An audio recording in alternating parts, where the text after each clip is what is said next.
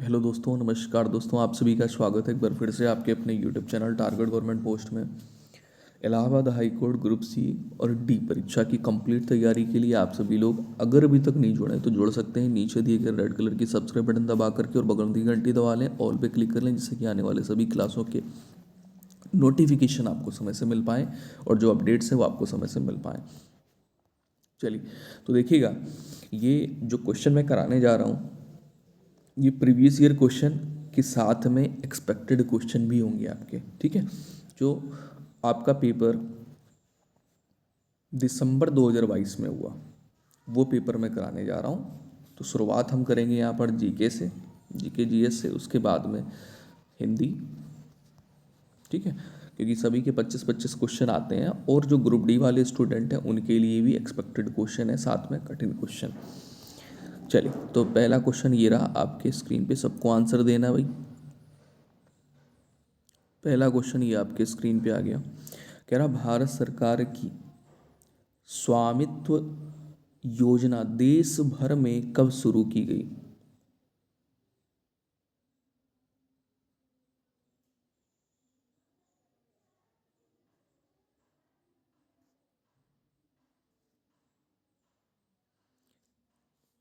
चलिए,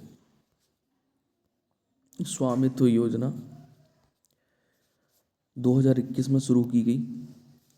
22 2022 में। कब हुआ पेपर? दिसंबर में, लास्ट में। कब की योजना पूछी गई है? 21 की। यानी आपको ध्यान देना है कि अगर आपने पढ़ा है पूरे एक साल की और एक साल पहले की, मतलब 2023 और 24 के करंट का क्वेश्चन पूछा जा सकता है, योजना पर आधारित क्वेश्चन। ठीक है, तो अगर समय हो आपके पास में तो रिवीजन जरूर करें। तो ऑप्शन नंबर डी आपका यहाँ पे करेक्ट हो गया। दूसरा नंबर क्वेश्चन ये रहा आपके स्क्रीन पे। चलिए, यहाँ पर आपसे दूसरे नंबर में कह रहा कि जमीन में नीचे की ओर गतिमान भूजल के साथ अधोमुखी प्रदूषण क्या कहलाते हैं?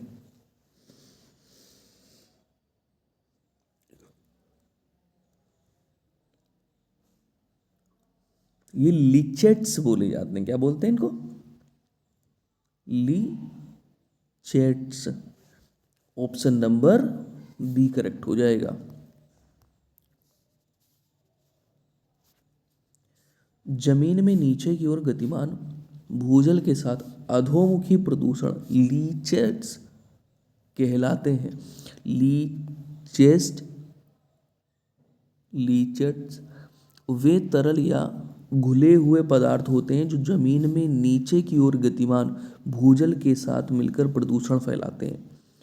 ये पदार्थ जमीन के दबे हुए कचरे, रसायनों, उर्वरकों, कीटनाशकों और अन्य हानिकारक तत्वों से निकलते हैं और भूजल में मिलकर उसे प्रदूषित करते हैं। ठीक है, समझ गए ना? चलिए, अगले क्वेश्चन की तरफ चलेंगे। तीसरा नंबर क्वेश्चन आपके स्क्रीन पे। इसमें पूछा गया है व्यस्ततम समुद्री मार्गों को या व्यस्ततम समुद्री मार्ग को जो बिग ट्रंक रूट नाम से भी जाना जाता है, कहाँ से होकर गुजरता है? समुद्री मार्ग पर आधारित क्वेश्चन है, बिल्कुल। तीसरे नंबर पे आपका राइट आंसर हो जाएगा ऑप्शन नंबर सी, उत्तरी अटलांटिक महासागर से होकर गुजरता है। नेक्स्ट अगले क्वेश्चन की तरफ आ जाएंगे। अगला क्वेश्चन ये रहा आपके स्क्रीन पे। चल, यहाँ पर ध्यान दीजिए, फटाफट से आंसर करिएगा। यहाँ पर आपसे कह रहा है कि बुद्ध की शिक्षाएं कथाओं से पूर्व रचित की गई हैं। बुद्ध की शिक्षाएं कथाओं से पूर्व रचित की गई हैं जो मुख्यतः में पाई जाती हैं।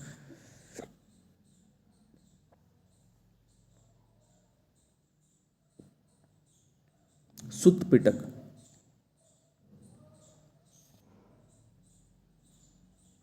ठीक है, ऑप्शन नंबर डी करेक्ट हो जाएगा, सुत्त पिटक।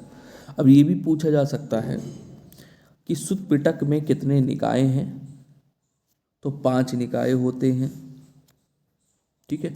बुद्ध की शिक्षाएं कथाओं से पूर्व रचित की गई हैं जो मुख्यतः सुत्त पिटक में पाई जाती हैं। सुत्त पिटक बौद्ध धर्म के पाली साहित्य का एक महत्वपूर्ण भाग है जिसमें बुद्ध की शिक्षाएं और उपदेश संग्रहित हैं।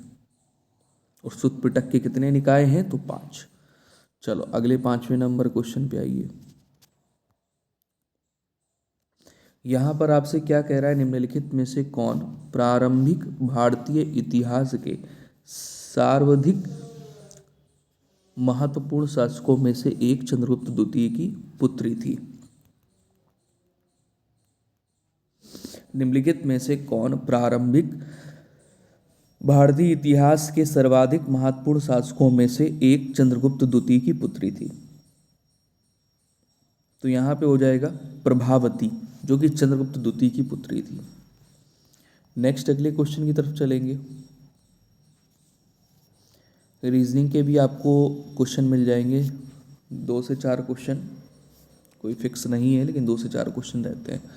लुप्त संख्या की सहायता से इस पैटर्न को पूरा करिए।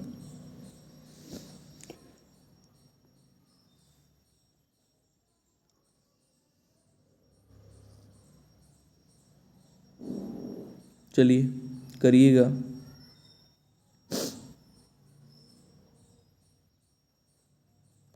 पहले तो इसको समझिए, इसको अगर करेंगे तो इन दोनों को अगर आप ले लेते हैं, जोड़ते हैं, ठीक है, जोड़ने के बाद में 8 आ जाएगा और 8 में से 2 माइनस कर लीजिए। नहीं, 1 सेकेंड, 8 बनेगा आपका, 8 को 2 से भाग दे दीजिए तो यहाँ पे 4 आएगा। 4 में 1 माइनस करोगे तो 3 बनेगा। ठीक है, ऐसे ही इन दोनों को जोड़ लीजिए, 10 आ जाएगा। 10 को 2 से भाग देंगे तो 5 बचेगा। 1 माइनस कर दोगे तो यहाँ पे 4 आ जाएगा। ठीक है, ओके। ऐसे ही यहाँ पे मान लीजिए कोई संख्या है, ठीक है, और इन दोनों संख्याओं को जोड़ करके 2 से भाग देना है। ठीक है, तो x प्लस 10/2 -1, ठीक है, इज इक्वल टू में आपका कितना आना चाहिए, 7। तो इस 1 को इधर भेज दोगे तो ये प्लस हो जाएगा, इसके साथ में हो जाएगा कि नहीं हो जाएगा। इस 1 को उधर भेज दोगे तो इसके साथ में प्लस हो जाएगा ना। तो इसको हटा करके इधर रख दिया, 8 हो गया ये। ठीक है, उसके बाद में यहाँ से क्रॉस मल्टीप्लाई कर लोगे तो यहाँ पर x plus 10 is equal to 8 दूनी 16 हो जाएगा। 10 उधर जाएगा तो x बराबर कितना हो जाएगा, 16 माइनस 10 यानी आपको मिलेगा 6। तो यहाँ पर आंसर कितना हो गया, 6 हो गया।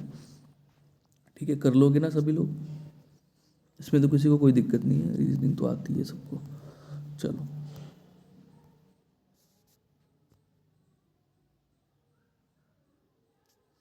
चलिए 7वां नंबर क्वेश्चन है, कह रहा जीन किसके विशिष्ट अंग होते हैं। जीन किसके विशिष्ट अंग होते हैं। साइंस तो पूछता ही पूछता है और साइंस में बायो पूछता है। देखो जीन की अगर बात करें तो जीन किसके विशिष्ट अंग होते हैं, ये होते हैं डीएनए के विशिष्ट अंग। अगर डीएनए का फुल फॉर्म पूछा जाएगा, मान लो ग्रुप डी की परीक्षा में डीएनए का फुल फॉर्म पूछ लिया गया, क्या करके आओगे, तो deoxy ribose nucleic acid, option number आपका डी यहाँ पे करेक्ट होगा। चलो नेक्स्ट क्वेश्चन पे आ जाओ। इसमें सूची दी गई है, अब इस सूची में क्या करना है आपको, मिलान करना है। मिलान करने के बाद में अपना आंसर देना है। ठीक है, अब जैसे यहाँ पर आप देखोगे मिलान करना है तो मिलान करोगे कैसे। अब सारी मिलान तो आपको पता नहीं होंगे लेकिन कुछ मिलान पता होंगे, उससे आइडिया मिल जाएगा कि आपका आंसर कौन सा सही है। प्राकृतिक चयन यानी नेचुरल सिलेक्शन। तो प्राकृतिक चयन किस प्रकार से करते हैं हम लोग, नई जो प्रजातियां हैं, नई प्रजातियों का जन्म। तो प्राकृतिक चयन तो ये हो गया, इससे मिलान इसका सही हो गया। ठीक है, और विलोपन का देखो जरा, विलोपन का क्या है, इनमें से कोई सही हो सकता है? विलोपन,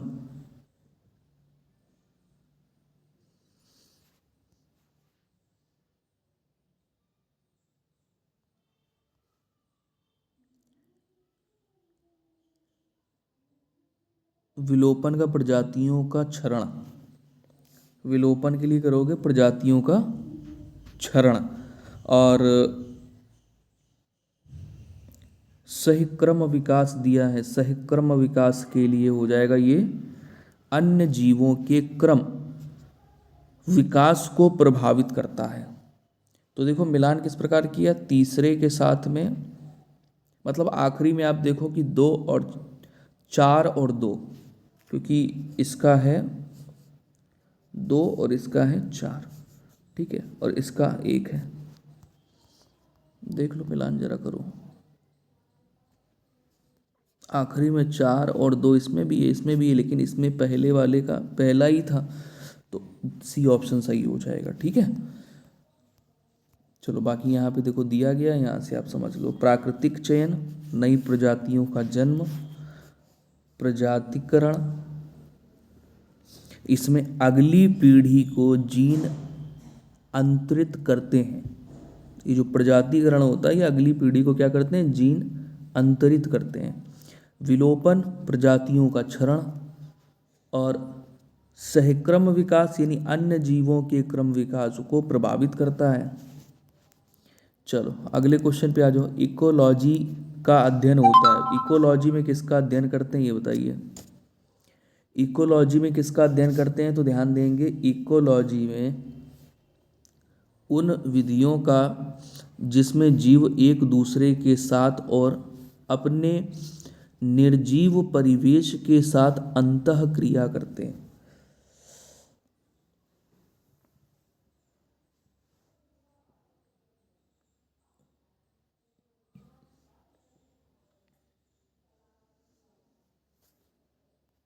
चलिए अगले क्वेश्चन की तरफ चलेंगे। 10वां नंबर क्वेश्चन ये रहा आपके स्क्रीन पे, कह रहा किसी राष्ट्र की वृत्तिक संरचना का अर्थ वितरण विभाजन से जो किस पर आधारित होता है। किसी राष्ट्र की वृत्तिक संरचना का अर्थ वितरण विभाजन जो किस पर आधारित होता है, तो भूस्वामित्व पर। भाई वितरण की बात कर रहा है, विभाजन की बात कर रहा है, तो ये किस पर आधारित होगा, परिवार का आकार नहीं होगा, धर्म व्यवसाय नहीं होगा, ये भूस्वामित्व लैंड ओनरशिप का ही होगा। किस पर आधारित है, लैंड ओनरशिप पर।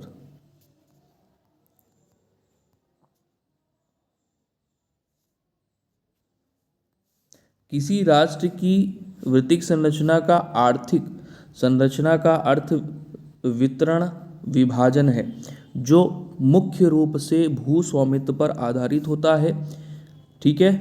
वृत्तिक संरचना के मुख्य घटक निम्न है, जैसे भूस्वामित्व हो गया, उत्पादन के साधनों का स्वामित्व होता है, आय का वितरण होता है, व्यवसाय और रोजगार। चलो अब इधर आ जाओ भाई, मिलान करना है सभी लोगों को।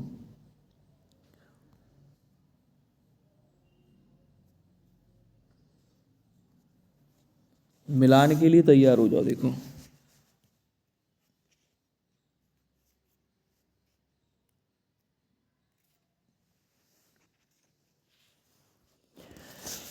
इसमें दिया गया है 1951 से 1956 और नीचे 61 दिया है, 56 से 61, ठीक है। और उसके नीचे दिया गया है 2007 से 2012, ध्यान देंगे उसके नीचे 2012 से 2017।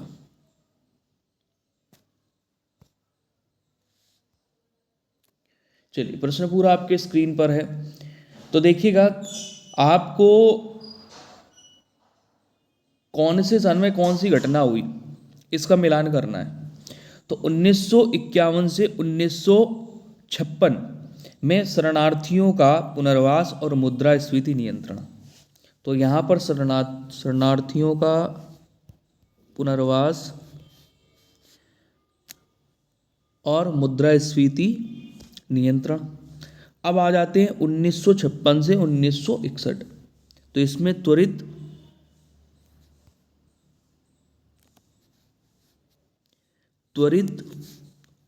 औद्योगिकीकरण, ये इससे संबंधित हो जाएगा। 2007 से 2012 इसमें करोगे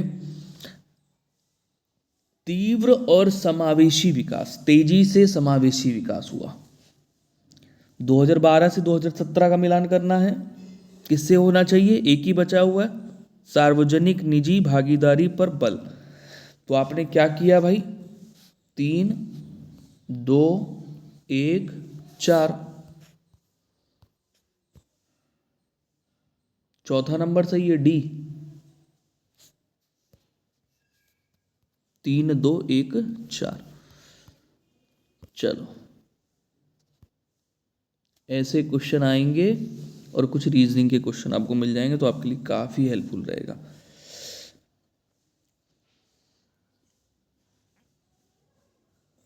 देखिए वर्ग घन, अब देखो वर्ग क्या है 2D है, घन क्या है 3D है, ठीक है। बना तो वर्ग से मिलकर के ये ना, क्योंकि वर्ग की सभी भुजाएं समान होती हैं और घन की सभी भुजाएं समान होती हैं।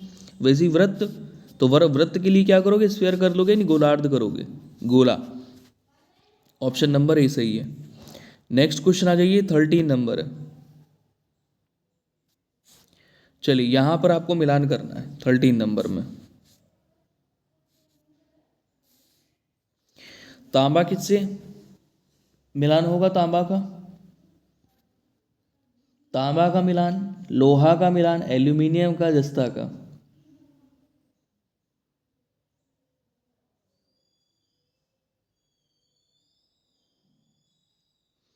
देखिए तांबा के लिए करेंगे क्यूपराइड, तांबा के लिए क्या करेंगे, क्यूपराइड करेंगे। लोहा के लिए क्या करेंगे, हेमेटाइट करते हैं, लोहा हेमेटाइट। एल्यूमिनियम के लिए बॉक्साइट करेंगे, और जस्ता के लिए क्या करेंगे, कैलामाइन। जस्ता के लिए कैलामाइन करेंगे। तो 3 4 1 2, कितना हो गया, 3 4 1 2, 3 4 1 2, मिलान कर लो जरा, 3 4 1 2, ऑप्शन नंबर ए सही है।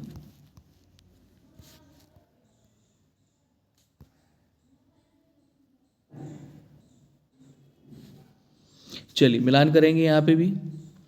इसमें क्या है, ट्विस्टेड पेयर केबल, ये किससे संबंधित है भाई, देखिए ट्विस्टेड पेयर केबल जो है ये मीडिया में प्रयोग में ली जाती है। तो इसको, अच्छा एच टी टी पी तो आपका प्रोटोकॉल से संबंधित हो जाएगा, तो H T T P protocol से संबंधित हो गया 4, ठीक है। सैटेलाइट कम्युनिकेशन,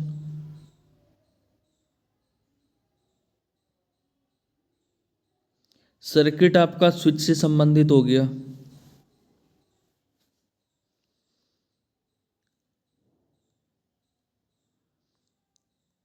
तो आखिरी में 2 देखिए और दूसरे नंबर पे चौथा आना चाहिए, लास्ट में 2 आना चाहिए। देखो दूसरे नंबर वाला चौथे पे है और सेकंड में चौथा नंबर। तो यहाँ से हम अपने सही आंसर की पहचान कर सकते हैं। लेकिन ऑप्शन नंबर सी भी दिया है जिसमें दूसरा वाला चौथे नंबर पे है और चौथा वाला दूसरे नंबर पे है।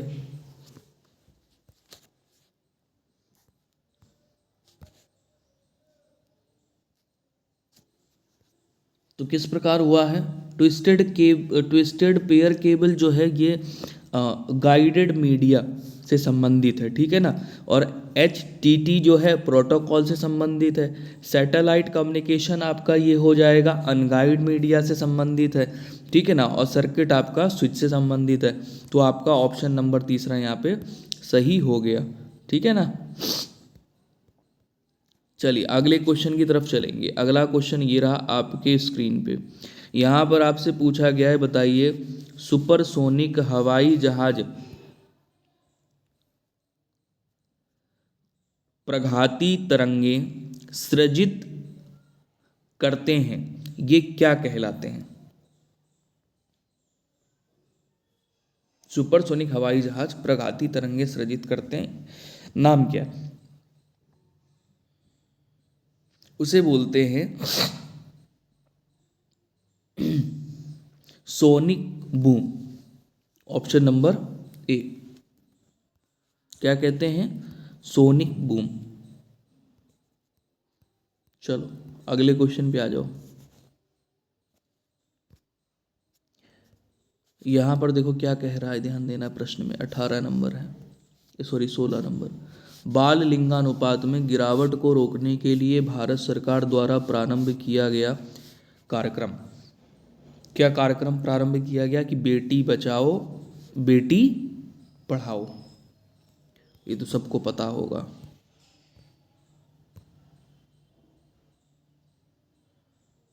लो, जो सैलानी है वो कहाँ से संबंधित हैं?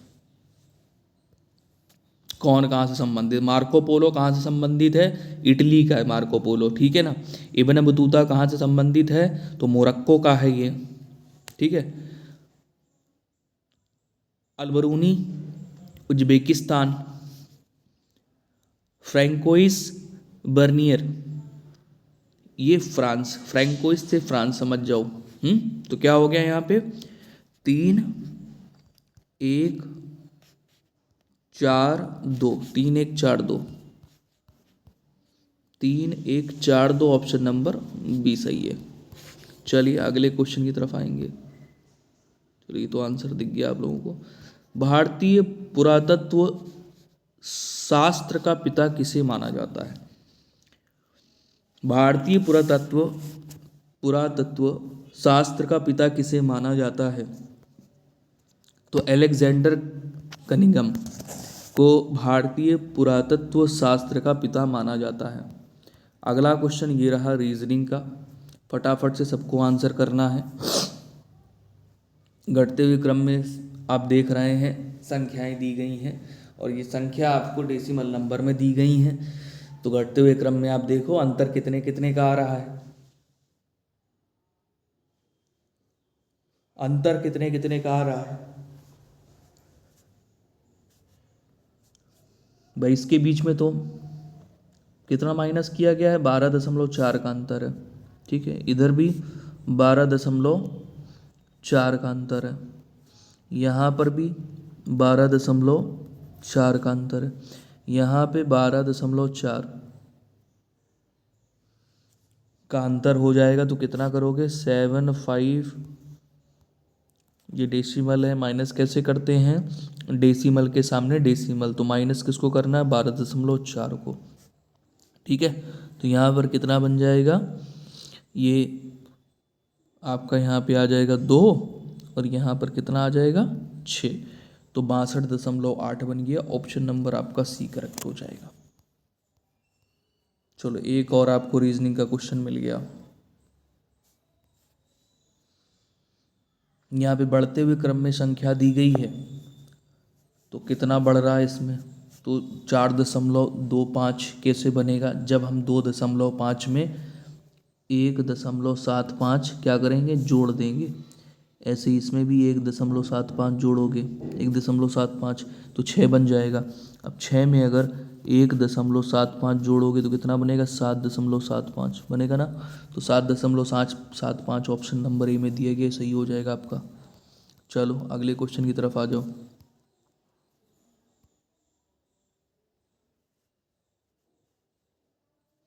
चलो मिलान करना है यहाँ पे।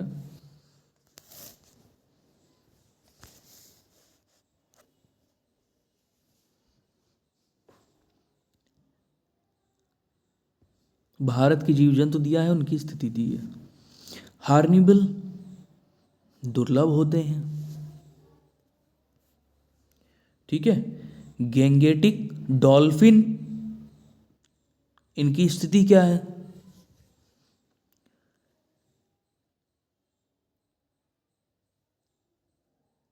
कैसी है? परिसंकट में। इनकी स्थिति क्या है इस समय? प्रेजेंट टाइम में परिसंकट में। एशियाटिक चीता ये लुप्त होते जा रहे हैं तो लुप्त प्राय करेंगे इनको। संघाई संकटापन,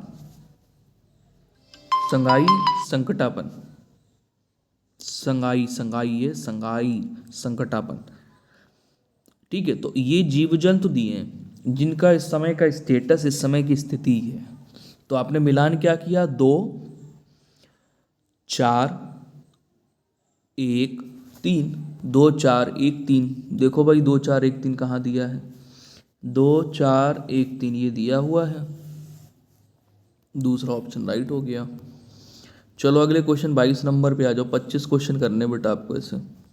आपको तो लग रहा होगा पेपर बड़ा कठिन आएगा, तो कठिन तो आता ही है, इसीलिए तो वो पढ़ो जो पेपर में पूछा जाएगा।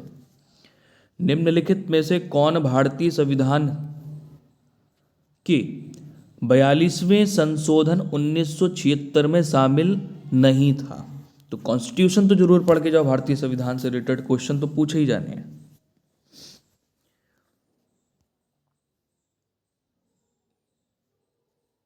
चलो बताओ जल्दी से फटाफट से, सब लोग अपने अपने आंसर करेंगे कमेंट सेशन में।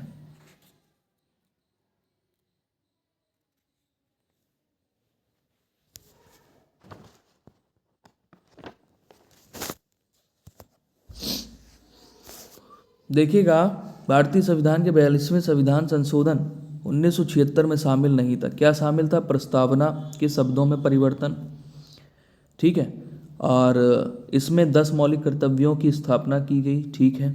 राष्ट्र की एकता को बदलकर राष्ट्र की एकता और अखंडता किया गया, ठीक है। मतदान की जो आयु है वो 21 वर्ष से घटाकर 18 वर्ष की गई। ये 42वें संविधान संशोधन के अंतर्गत नहीं हुआ था, ये हुआ था 61वें संविधान संशोधन के द्वारा 1989 में। देखिए दिया गया है इसमें। चलो अगले क्वेश्चन पे आ जाइए। यहाँ पर आपसे कह रहा है United Nations Environment Programme UNEP का मुख्यालय कहाँ पर अवस्थित है? नैरोबी में है, जिनेवा मत करना, गलत हो जाएगा। नेक्स्ट अगले क्वेश्चन की तरफ आ जाओ। 24 नंबर है। 24 नंबर में कह रहा है कि जब हम कहते हैं कि भारत में संघीय शासन प्रणाली, तो इसका क्या अर्थ होता है?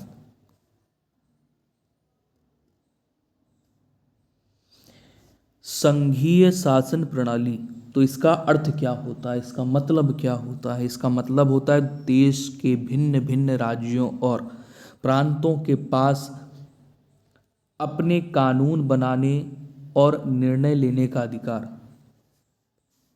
ठीक है, इसका मतलब क्या होता है कि देश के भिन्न भिन्न राज्यों और प्रांतों के पास बने कानून और निर्णय का अधिकार, कानून बनाने का और निर्णय लेने का अधिकार। चलो 25 नंबर क्वेश्चन, आखिरी क्वेश्चन आपका GK GS का।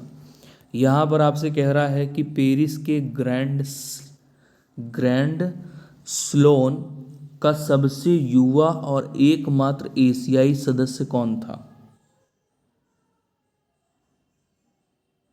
25 नंबर पे राइट आंसर हो जाएगा अमृता शेरगिल।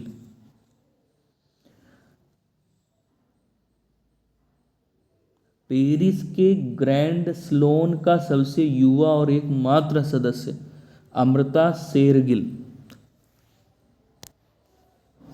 चलो अब आ जाओ भाई हिंदी में। हिंदी में आपसे देखो कैसे क्वेश्चन पेपर में आपको देखने को मिलेंगे, आपसे ये क्वेश्चन हो पाएंगे कि नहीं हो पाएंगे, तो करके देखो, जल्दी से आंसर करो। इसमें कह रहा है निम्नलिखित में से सेठ का स्त्रीलिंग रूप है। ये आपने जो है ना साइंस के क्वेश्चन, साइंस कह रहे हैं सॉरी, साइंस और जीके के क्वेश्चन, जीएस और जीके के क्वेश्चन किए 2022 दिसंबर वाले पेपर के। निम्नलिखित में से सेठ का स्त्रीलिंग रूप है। 26 नंबर पे राइट आंसर आप क्या करोगे? फटाफट से करते हुए चलेंगे। आंसर आपने देख लिया तो सेठ का सेठानी होता है, ऑप्शन नंबर आपका बी हो जाएगा। नेक्स्ट क्वेश्चन की तरफ आ जाएंगे। जैसे देवर का देवरानी हो गया, बनिया का, ये एक्सपेक्टेड है आपके। देवर का देवरानी हो गया, बनिया का बनियाइन होता है।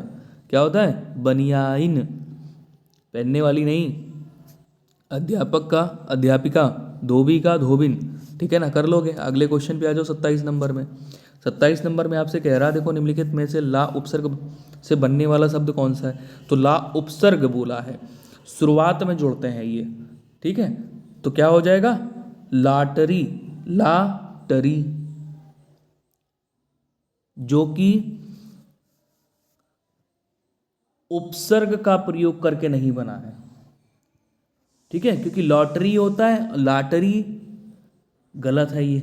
लाजवाब आपका सही है, ला इलाज सही है, लापला लापता दिया है, लापलाज तो नहीं दिया है, लापता है।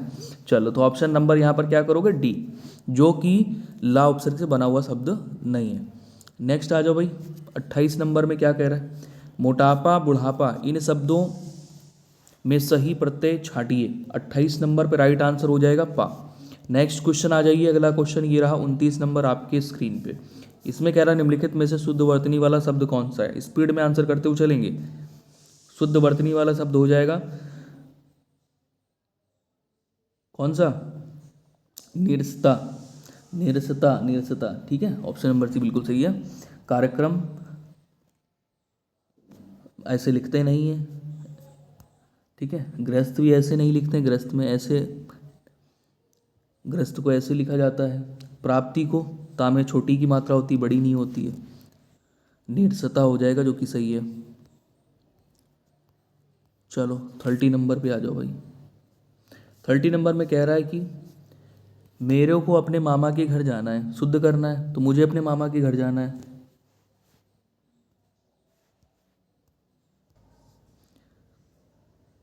तो आपने यहाँ पे 30 नंबर क्वेश्चन में ऑप्शन नंबर डी लगा लिया ना सबने, मुझे अपने मामा के घर जाना है। चलो अगले क्वेश्चन पे आ जाओ फटाफट से। 31 नंबर क्वेश्चन है, सही सही मिलान करना है। कवि धन ईश्वर से क्या बना हुआ है? कौन नहीं कर पाएगा ये बताओ? कवीश्वर बना है। कवि धन इंद्र से क्या बना है? कवींद्र बना है। देवधन अंत से क्या बना है? देवांत बना है। शिवधन आलय से शिवालय बना है। कौन नहीं कर पाएगा? कर लो फटाफट से मिलान।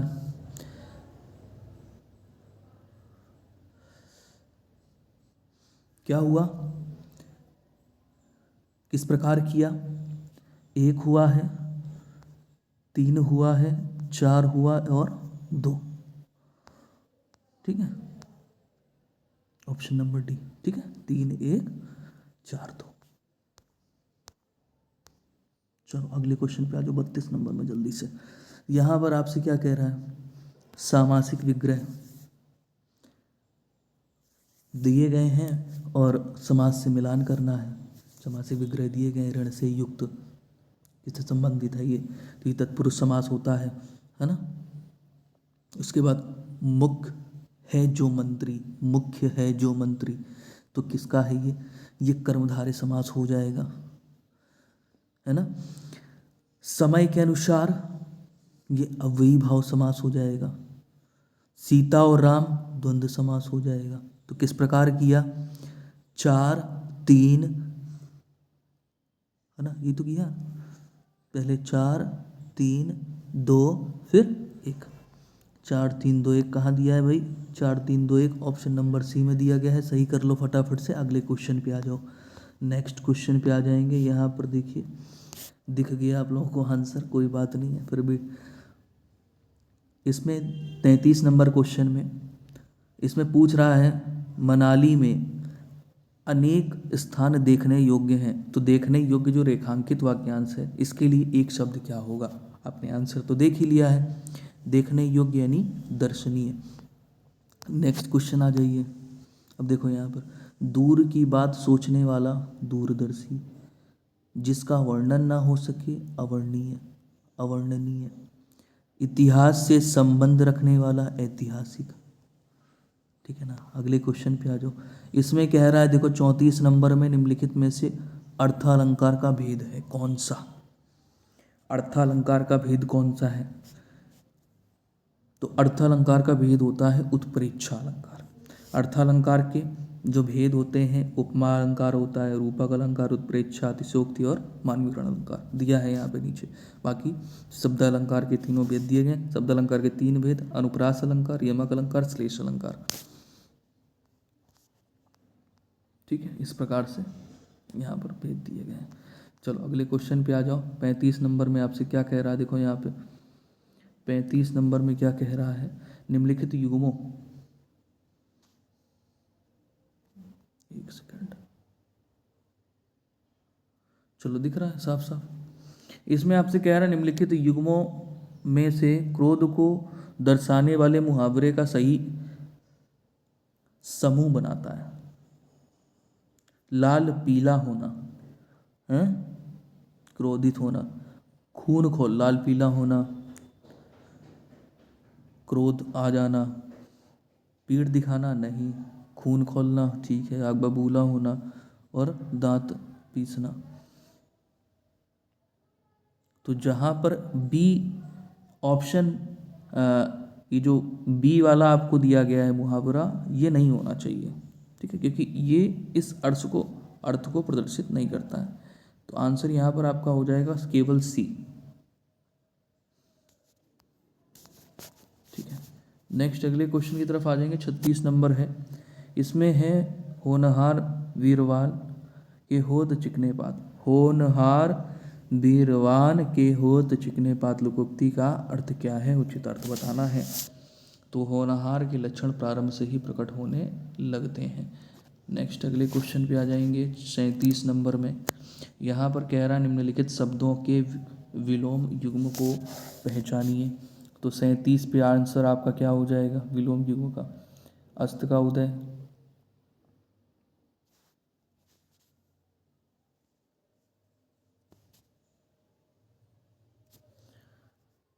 कौन कौन से विलोम युग्म दिए गए हैं। तो विलोम युग्म अस्त उदय ठीक है, अभिरुचि रुचि ठीक है, अर्थ व्यर्थ नहीं है, अब तिरोभाव आविर्भाव होता है ठीक है सही है, अनुरक्ति का विरक्ति सही है। तो ए बी, जहाँ पे सी ना हो तो सी कहाँ पे नहीं है, डी वाले ऑप्शन में नहीं है, डी वाले ऑप्शन में सी नहीं है। ठीक है ना, तो ये राइट हो जाएगा आपका। चलो बाकी इसमें गद्यांश दिया गया 38 से 42 नंबर क्वेश्चन तक। ठीक है, तो गद्यांश के बाद के क्वेश्चन हम लोग करेंगे। चलिए यहाँ पर आपसे कह रहा उचित मिलान करिए और अपना सही उत्तर दीजिए। चलिए उचित मिलान करेंगे और सही उत्तर देंगे फटाफट से। उचित मिलान करेंगे, सही उत्तर देंगे। जिज्ञासु, जिज्ञासु यानी जिसे जानने की इच्छा हो। परोक्ष यानी तत्पुरुष समास है परोक्ष में। असक्त का, जिसमें शक्ति ना हो, असक्त बोलेंगे। निशाचर, रात में घूमने वाला, कर लोगे ना, इसमें 3 भी पता चल गए तो भी आप कर लोगे। ठीक है, जैसे मान लो परोक्ष का किसी को नहीं पता है तो बाकी 3 का तो पता ही, आसान है। तो आंसर यहाँ पर क्या किया आप लोगों ने, 4 3 4 3 है ना, नहीं पहले 3 है फिर 4 है फिर 2 है फिर 1 है। ऑप्शन नंबर आपका ए सही हो जाएगा, 3 4 2 1। चलो नेक्स्ट क्वेश्चन पे आ जाओ। 44 नंबर क्वेश्चन है। यहाँ पर आपसे कह रहा है कि जिसने लाल कमीज पहनी है वह मेरा पड़ोसी है। सरल वाक्य में इसको रूपांतरित करिए। ये सरल वाक्य में नहीं है, तो सरल वाक्य में बन जाएगा लाल कमीज वाला मेरा पड़ोसी है। ऑप्शन नंबर सी।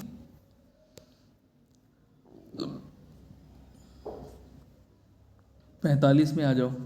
सामने के मकान में रहने वाली सुशीला अत्यंत मेधावी छात्र है। रेखांकित पदबंध का सही विकल्प क्या है। ये संज्ञा पदबंध है, क्रिया विशेषण पदबंध है या विशेषण पदबंध है, सर्वनाम पदबंध है।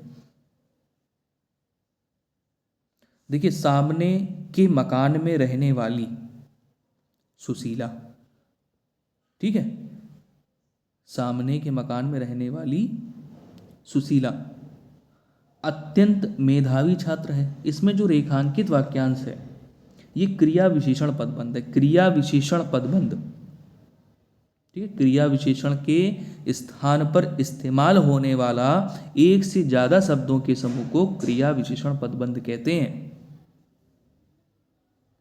ठीक है,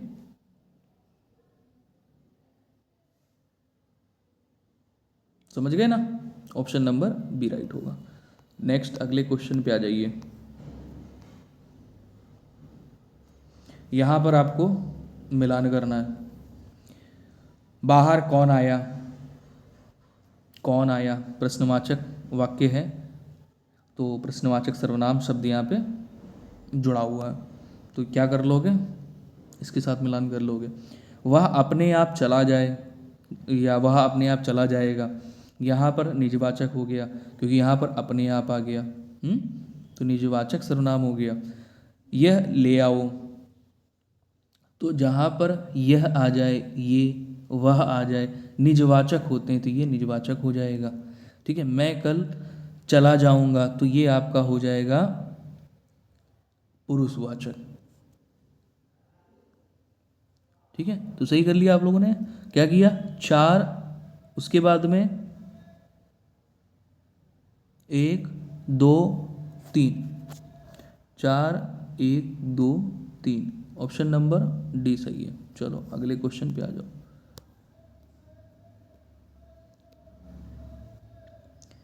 47 नंबर क्वेश्चन में आपसे कह रहा है कि नाना जी फल खरीद कर घर आए। वाक्य में रेखांकित पद रचना के आधार पर क्रिया का कौन सा रूप है? खरीद कर, खाकर, पीकर, तो क्या हो जाएगा, ये होते हैं पूर्वकालिक क्रिया। पहले फल खरीदे, उसके बाद घर आए। नेक्स्ट अगले क्वेश्चन पे आ जाइए। 48 नंबर में भविष्यत काल के भेदों का उचित विकल्प पहचानिए। तो यहां पर सामान्य भविष्यत काल और संभाव्य भविष्यत काल, ये भविष्यत काल के क्या हैं, उचित भेद हैं, विकल्प हैं। ऑप्शन नंबर बी राइट करेंगे। 3 होते हैं, एक होता है हेतु हेतुमद भूतकाल, सॉरी भविष्यकाल, हेतु हेतुमद भविष्यकाल। चलो 49 नंबर पे आ जाइए। निम्नलिखित वाक्य में रेखांकित विशेषण का पद भेद बताइए। थोड़ा दूध हमारे लिए भी लेते आना, तो इसका विशेषण का भेद बताएंगे, रेखांकित विशेषण का भेद। अनिश्चित परिमाणवाचक विशेषण है। क्यों? क्योंकि जो थोड़ा होता है ये निश्चित परिमाणवाचक नहीं होता है, ये मात्रा को यहाँ पर प्रदर्शित कर रहा है, ये मात्रा निश्चित नहीं है, अनिश्चित मात्रा है, तो अनिश्चित परिमाणवाचक विशेषण हो जाएगा ये। ठीक है, चलो अगले क्वेश्चन पे आ जाएंगे।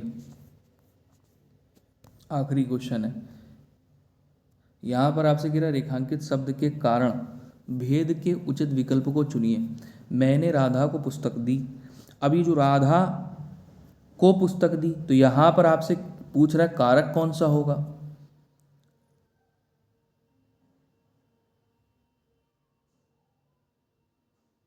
राधा को पुस्तक दी, को या के लिए, किसके लिए होता है, संप्रदान।